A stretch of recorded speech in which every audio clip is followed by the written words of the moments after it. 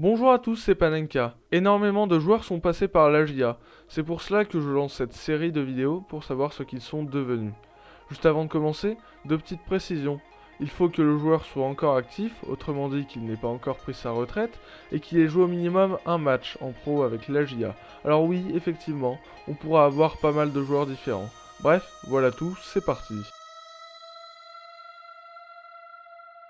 Éternel espoir, Alain Traoré n'a jamais confirmé depuis son départ de la GIA en 2012. Lorient, Monaco, Kayserispor, Almeria au Qatar et Berkane en première division marocaine où il évolue désormais.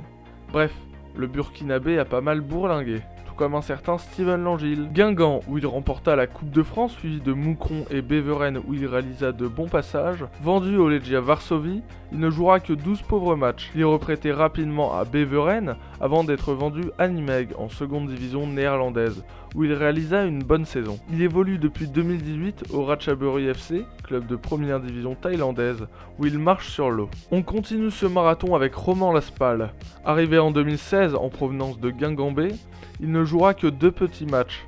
Comme par hasard, c'est Bibi qui l'accompagne pour la seule fois où il foulera la baie des Champs.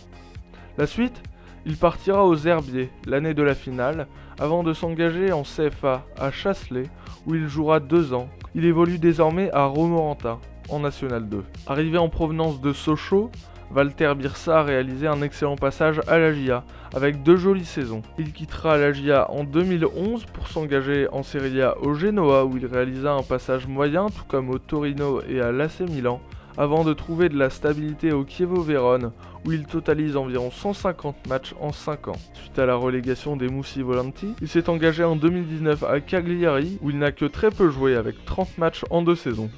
Le Slovène de 34 ans est désormais libre et possède une très grande expérience avec plus de 200 matchs en Serie A et environ également 200 matchs en Ligue 1. On terminera sur cette question. Est-ce que ça vous plairait de le voir revenir à la GIA pour une ultime expérience? Bien entendu, ce serait assez improbable, mais pourquoi pas.